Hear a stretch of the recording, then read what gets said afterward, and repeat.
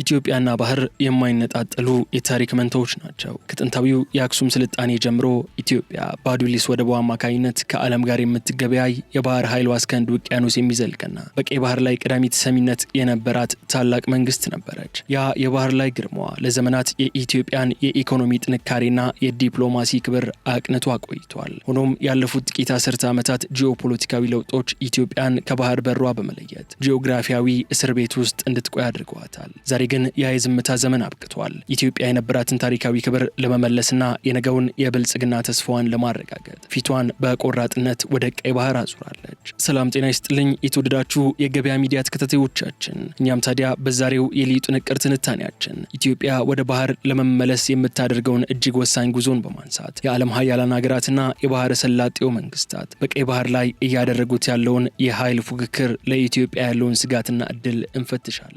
የወደብ ጥገኝነት በሀገራችን የዋጋ ግሽበትና የልማት ጉዞ ላይ እያሳደረ ያለውን ጫና በማንሳትም የራሳችንን መዳረሻ መኖሩ የሚያመጣውን የእድገት አውድ እንመለከታለን። የኢትዮጵያ የመከላከያ ክንድ ከየብስ አልፎ በባህር ላይ ሊኖረው የሚገባውን ስትራቴጂካዊ ጥልቀትና የቴክኖሎጂ የበላይነትም በዝርዝር እንዳስሳለን። ከወደብ ባለቤትነት ባለፈ የባህር ውስጥ ማዕድናት፣ የኢንተርኔት ኬብሎችና የሰው ኃይል ልማት ለሀገራችን የሚሰጡትን አዲስ አድማስ እናያለን። በተጨማሪም ከጎረቤት ሀገራት ጋር በጋራ ተጠቃሚነት ላይ የተመሰረተ ትብብር በመፍጠር የባህር በር ጥያቄያችንን እንዴት የሰላምና የትብብር መድረክ ማድረግ እንደምንችል እንቃኛለን።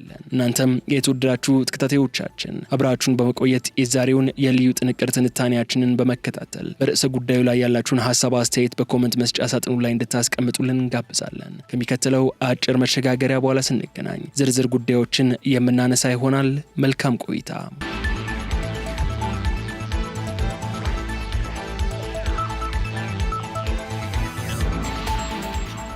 ለኢትዮጵያ የቀይ ባህር ደህንነት ጉዳይ አሁን ላይ ረቂቅ የሆነ የሩቅ ወሬ አይደለም። ይልቁንም በከፍተኛ ፍጥነት ወታደራዊ በሆነው የባህር መስመር ውስጥ የህልውናዋ የሉዓላዊነቷና የልማት አቅጣጫዋ የተገመደበት ጉዳይ ሆኗል።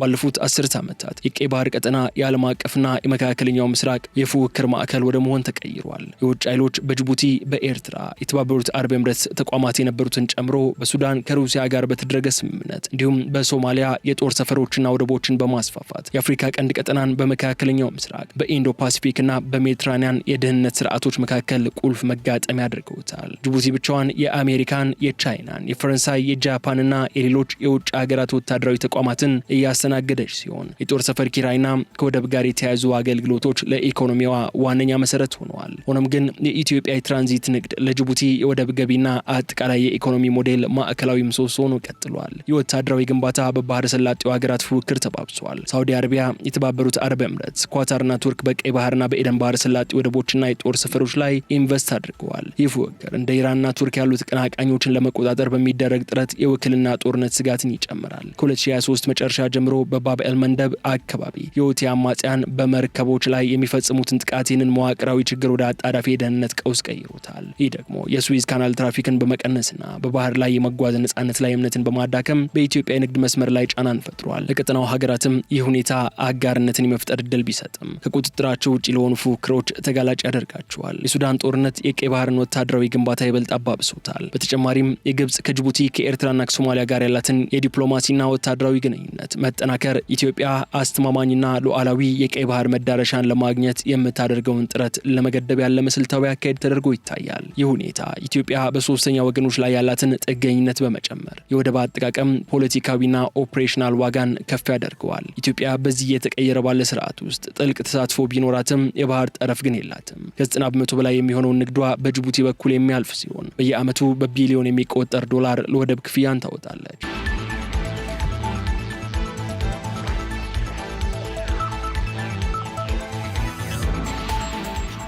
የባህር በር አልባ መሆን ኢትዮጵያን በቀላሉ ተገላጭ ያደርጋታል። በቀይ ባህር ላይ የሚፈጠሩ ማናቸውንም አለመረጋጋቶች ኢትዮጵያ በመፍትሄው ላይ ትርጉም ያለው ተጽዕኖ ሳታሰርፍ የህልውና መስመሮቿ እንዲስተጓጎል ያደርጋሉ። መንግስት የባህር በር አልባነትን እንደ ህልውና ስጋት ይወስደዋል። የሀገሪቱ አመራርም የቀይ ባህር መዳረሻን ለብሔራዊ ህልውና ወሳኝ መሆኑን በመግለጽ ሀገሪቱ በጂኦግራፊያዊ እስር ቤት ውስጥ እንደሆነች ይገልጻሉ። ኢትዮጵያ በአሁኑ ወቅት በጅቡቲ ላይ ብቻ እንድትመሰረት የተገደደችበት ሁኔታ ከልማት ፍላጎቷ ጋር የማይመጣጠንና የባህር በር ያላቸው ሀገራትን መብት ከሚደነግጉ ዓለም አቀፍ ህጎች ወይንም UNCLOS ጋር የማይጣጣም መሆኑን ትከራከራለች። በዚህም መሰረት የኢትዮጵያ ስትራቴጂካዊ ለውጥ የሚከተሉትን ያካትታል። ከ2018 ጀምሮ የባህር ኃይልን የመገንባት ስራ የተጀመረ ሲሆን ይህ የባህር በር ባይኖርም የንግድ መስመሮችን ለመጠበቅ ያለመ ነው። እንደ ሶማሊላንድ ካሉ አካላት ጋር የሚደረጉ ውይይቶች የሉዓላዊ የባህር በር ፍላጎትን ለማሟላት የሚደረጉ ጥረቶች አካል ናቸው። ኢትዮጵያ የባህር በር አልባነትን እንደማይቀየር ዕጣ ፈንታ ከማየት ይልቅ በባህር አስተዳደርና ደህንነት ላይ ንቁ ተሳታፊ ለመሆንም እየጣረች ነው። የኢትዮጵያ የባህር በር ጥያቄ ጠባብ የድንበር ውዝግብ ሳይሆን የአፍሪካ ሀገራት በተጨናነቀውና በፉክክር በተሞላው የቀይ ባህር ቀጠና ውስጥ ያላቸውን ድርሻ እንደገና ለመተርጎም የሚያደርጉት ጥረት ማሳያ ነው። የቀይ ባህር ቀጠና የወደፊት ዕጣ ፈንታ የሚወሰነው በቀጣይ ፉክክሮች ወይስ በትብብርና በጋራ የህግ ማዕቀፎች ላይ በሚመሰረት ስምምነት ነው በሚለው ነጥብ ላይም ጥያቄ ይነሳል። ነገር ግን የኢትዮጵያ የባህር በር መገኘት አስፈላጊነት ከስጋት መከላከያነት ባለፈ ለቀጠናው ትስስርና ለሀገሪቱ የረዥም ጊዜ የኢኮኖሚ እድገት ወሳኝ ምሰሶዎችን ያካትታል። በተለይም ኢትዮጵያ በየዓመቱ ለወደብ ኪራይ የምታወጣው ቢሊዮን ዶላሮች ከውጭ ምንዛሬ እጥረት ጋር ተደምሮ በሀገር ውስጥ ምርቶች ዋጋ ላይ ከፍተኛ ጫናን ይፈጥራል። የራሷ ሉዓላዊ የባህር መዳረሻ መኖሩ የትራንዚት ወጪን ከመቀነስ ባለፈ የገቢና ወጪ ንግድ ሰንሰለቱ ሳፕላይ ቼን በውጭ ኃይሎች ፖለቲካዊ ውሳኔ እንዳይስተጓጎል ያደርገዋል። ይህ የኢኮኖሚ ሉዓላዊነት ለኢትዮጵያ የማኑፋክቸሪንግ ዘርፍና ለኢንዱስትሪ ፓርኮች ተወዳዳሪነት ወሳኝ ሞተር ነው። በተጨማሪም የኢትዮጵያ የቀይ ባህር ተሳትፎ ከወደብ አገልግሎት ባሻገር ወደ ሰማያዊ ኢኮኖሚ ወይንም ብሉ ኢኮኖሚ መሸጋገርን ይጠይቃል። ይህ የባህር ውስጥ ማዕድናትን፣ የአሳ ሀብትንና የባህር ላይ ቱሪዝምን ያካትታል። የባህር በር አልባ መሆን ኢትዮጵያን ከእነዚህ ዓለም አቀፍ የሀብት ምንጮች አግሏታል። በቀጠናው ላይ ሉዓላዊ መገኘት መኖሩ ኢትዮጵያ በእነዚህ ዘርፎች ላይ ኢንቨስት በማድረግ የኢኮኖሚ መሰረቷን እንድታስፋም እድል ይሰጣታል። ኢትዮጵያ የባህር በር ለማግኘት የምታደርገው ጥረት ከጎረቤት ሀገራት ጋር የጋራ ብልጽግናን መሰረት ያደረገ መሆን አለበት። ይህ ማለት የባህር በር አጠቃቀም ስምምነቶች የጋራ መሰረተ ልማቶችን እንደ ባቡርና የኃይል ማስተላለፊያ መስመሮች በማጠናከር የቀጠናውን ሀገራት በኢኮኖሚ እርስ በርስ እንዲተሳሰሩ ያደርጋል። ይህ ትስስር የጦርነት ስጋትን በመቀነስ የቀይ ባህርን ቀጠና የሰላምና የንግድ ቀጠና ለማድረግ ቁልፍ ሚናን ይጫወታል። በቀይ ባህርና በኤደን ባህረ ሰላጤ ላይ የሚታየው የባህር ላይ ዘረፋ ወይንም ፓይሮሲ እንዲሁም ህገወጥ የሰዎችና የጦር መሳሪያ ዝውውርም ቢሆን ለኢትዮጵያም ቀጥተኛ ስጋቶች ናቸው። የኢትዮጵያ ባህር ኃይል ተጠናክሮ በቀጠናው መገኘቱ ዓለም አቀፍ የባህር መስመሮችን ደህንነት ለመጠበቅ ከሚደረገው ጥረት ጋር ይጣጣማል። ይህም ኢትዮጵያን ተገፊ ተመልካች ከመሆን ወደ ቀጠናዊ የደህንነት አጋርነት ከፍ ያደርጋታል። በዚህም የኢትዮጵያ የባህር በር ፍላጎት በአንድ ወገን ጥቅምና ፍላጎት ላይ ብቻ የተመሰረተ ሳይሆን የምስራቅ አፍሪካን ፖለቲካዊና ኢኮኖሚያዊ ሚዛን የሚያስከትል ስልታዊ እርምጃ ነው። የቀይ ባህር ደህንነት የሚረጋገጠው እንደ ኢትዮጵያ ያሉ ትልቅ ቀጠናዊ ተዋናዮች ፍላጎታቸው ተከብረው እንዲሁም በባህር አስተዳደሩ ውስጥ ተገቢውን ድርሻ ሲያገኙ ብቻ ነው። ኢትዮጵያ በባህር በር ጉዳይ ላይ ያላትን አቋም ስታጠናከር ከወታደራዊና ኢኮኖሚ ጥንካሬ ጎን ለጎን ሊታሰብ የሚገባቸው ጥልቅ ዲፕሎማሲያዊና ስልታዊ ነጥቦች አሉ። እነዚህ ነጥቦች ሀገሪቱ በቀጣይ 10 ዓመታት ውስጥ የሚገጥሟትን ፈተናዎች ለመሻገር እንደ መርህ ሊያገለግሉ ይችላሉ።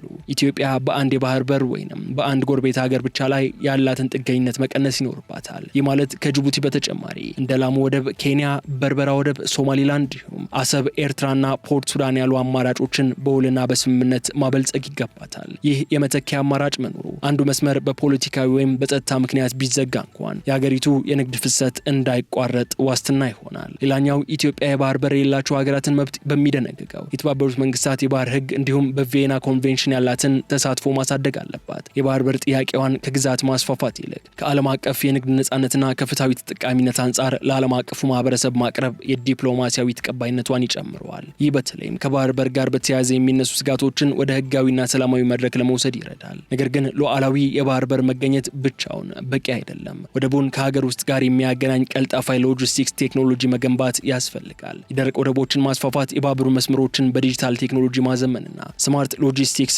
መተግበር ኢትዮጵያ በባህር በሯ ላይ ያላትን ቁጥጥር ያጠናክረዋል። ይህ ደግሞ የውጭ ኃይሎች በሀገሪቱ የንግድ ሰንሰለት ውስጥ ጣልቃ የሚገቡበትን ቀዳዳ ይዘጋል። በተጨማሪም ቀይ ባህር የአሜሪካ የቻይናና የሩሲያ የፉክክር አውድማ እንደመሆኑ ኢትዮጵያ ከነዚህ ኃይሎች ጋር የምታደርገውን ግንኙነት በጥንቃቄ መምራት አለበት። በአንድ ወገን ብቻ ሳትወገን የሁሉም ወገኖች የንግድ ደህንነት ፍላጎት ከራሷ የባህር በር ፍላጎት ጋር በማጣጣም የመረጋጋት ደሴት ሆና መቅረብ ይኖርባታል። ይህ አቀራረብ ኢትዮጵያ የምታገኘው የባህር በር በዓለም አቀፍ ኃይሎች ዘንድ እንደ ስጋት ሳይሆን እንደ ቀጠናዊ መረጋጋት ምንጭ እንዲታይ ያደርጋል።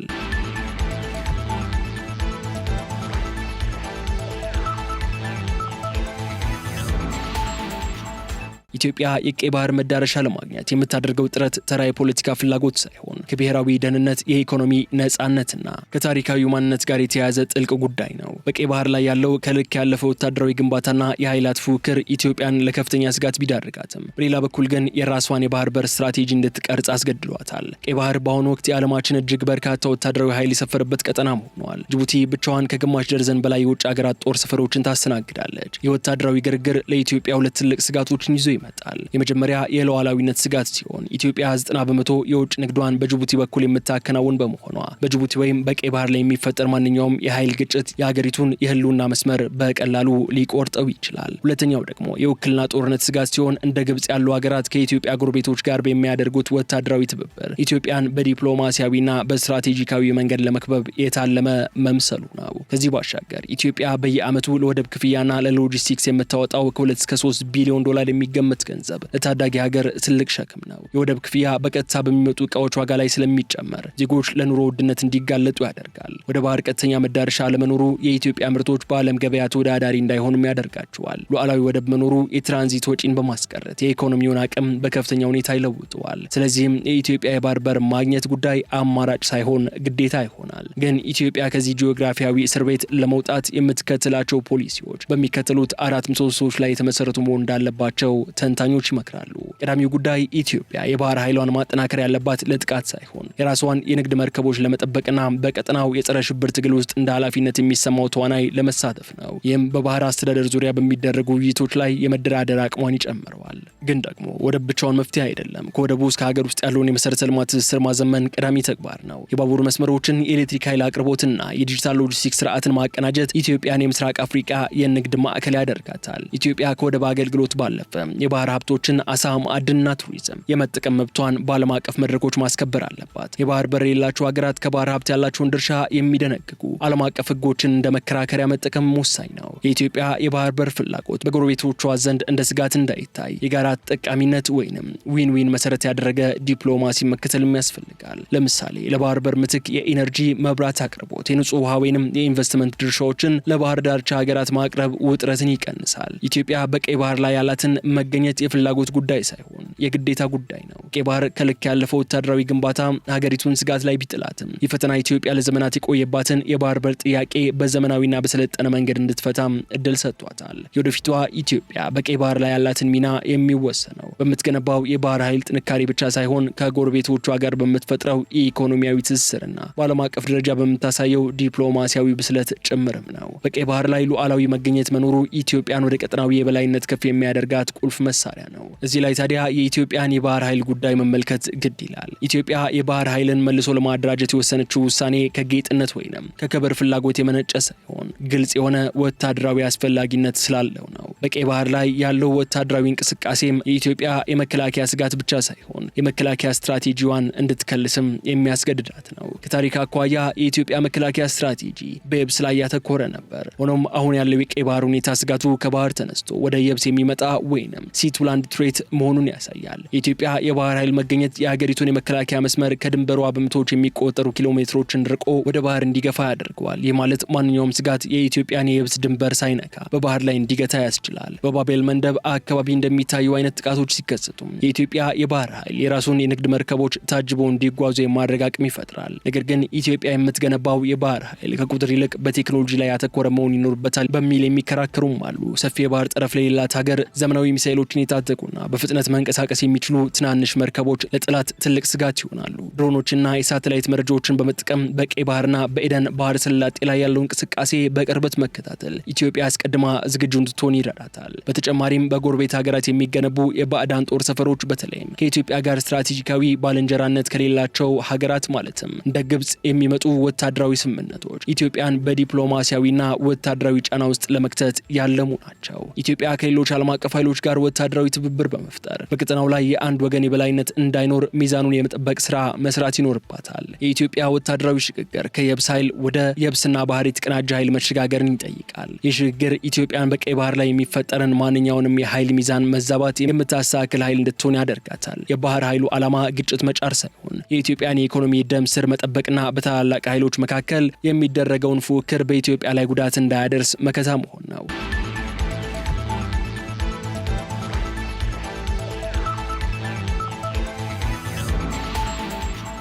የኢትዮጵያ ወደ ቀይ ባህር የመመለስ ጉዞ ተራ ዲፕሎማሲያዊ እንቅስቃሴ ሳይሆን የጥቁር ሕዝብ ተምሳሌት የሆነችውን አገራችን ለዘመናት የተነጠቀችውን ተፈጥሯዊ መብቷን የምታስከብርበት ታሪካዊ ፍትህ ነው። ለ3 አስርት ዓመታት ኢትዮጵያ በገዛ ደጇ ላይ እንዳለች ባዕድ የባህር በር የሌላት አገር ሆና እንድትቆይ መደረጓ የልማት ክንፎቻችንን አስሮ አቆይቷል። ዛሬ ግን ይህ የታሪክ ጠባሳ እየተሻረ ነው። ኢትዮጵያ የራሷን የባህር መዳረሻ ስታረጋግጥ በየዓመቱ ለወደብ ኪራይ የምታፈሰው በቢሊዮን የሚቆጠር ዶላር በሀገሯ ውስጥ ቀርቶ ለድሆች መርጃ፣ ለወጣቶች የስራ ዕድል መፍጠሪያና ለዘመናዊ ከተሞች ግንባታ ይውላል። ይህ ማለት እያንዳንዱ ኢትዮጵያዊ የባህር በር የለኝም ከሚል የስነ ልቦና ጫና ተላቆ አገሩ በአራት አቅጣጫዋ ክፍት የሆነችና ከዓለም ጋር ያለ ከልካይ የምትገናኝ ታላቅ ኃይል መሆኗን በተግባር ያያል። ከዚህ ባሻገር የኢትዮጵያ የባህር ኃይል ዳግም ተደራጅቶ በቀይ ባህር ላይ ግዳጅ ሲጀምር አረንጓዴ፣ ቢጫ፣ ቀይ ሰንደቅ ዓላማችን በታላላቅ መርከቦች ላይ ተውለብልቦ የባህሩን ሞገድ ሲቀዝፍ ማየት ለእያንዳንዱ ኢትዮጵያዊ ከፍ ያለ ኩራት ነው። ይህ ኃይል የጥቃት መሳሪያ ሳይሆን የኢትዮጵያን የንግድ መርከቦች ከማንኛውም ትንኮሳ የሚጠብቅ በቀጠናው ሰላምን የሚያሰፍንና የአፍሪካ ቀንድ እውነተኛ ባለቤት ማን እንደሆነ ለዓለም የሚያሳይ የሉዓላዊነታችን ምሰሶ ነው። ኢትዮጵያ በባህር ላይ መገኘቷ መድረሻ የለሽ ተብለን የምንናቅበትን ዘመን አክትሞ በዓለም ጂኦፖለቲካ ውስጥ ወሳኝ ተደራዳሪና ቀጠናዊ መሪም ያደርገናል። ይህ የባህር በር ፍለጋ ጥረት ዛሬን ብቻ ሳይሆን ለሚቀጥሉት 100 ዓመታት የምትኖር የበለጸገች ኢትዮጵያን ለመገንባት የታለመም ነው። ወጣቶችን በባህር ሳይንስ፣ በመርከብ ምህንድስናና በዓለም አቀፍ ሎጂስቲክስ ሰልጥነው በዓለም ባህሮች ላይ ሲሰማሩ ኢትዮጵያ የኢኮኖሚ የበላይነቷን ታረጋግጣለች። የባህር በር መገኘትም ለኢትዮጵያ ገበሬ ምርቱን በራሱ በር ወደ ዓለም ገበያ እንዲልክ፣ ለነጋዴውም ያለ ስጋት እንዲነግድ በር ይከፍታል። ኢትዮጵያ ወደ ባህር የምታደርገው ጉዞ የክብር ጉዞ ነው። ይህ ጉዞ የአባቶቻችንን የአክሱም ስልጣኔ ግርማ ከዘመናዊው ዓለም የቴክኖሎጂ ብቃት ጋር አቆራኝቶ ኢትዮጵያን እንደ ስሟ ታላቅ የሚያደርግ ነው። በቀይ ባህር ላይ የሚሰማው የኢትዮጵያ ድምጽም የሰላም፣ የትብብርና የጋራ እድገት ድምጽ ነው። የተከበራችሁ የገበያ ሚዲያ ተከታታዮቻችን ለዛሬ ያዘጋጀንላችሁ የልዩ ጥንቅር ትንታኔያችን ይህ እስካሁን ስትከታተሉት የቆያችሁትን ይመስል ነበር። በቀጣይ በሌሎች ወቅታዊ ቀጠናዊ ጉዳዮች ተመልሰን የምንገናኝ ነው የሚሆነው። እስከዛ ድረስ በሰላም ቆዩልን። ሰላም።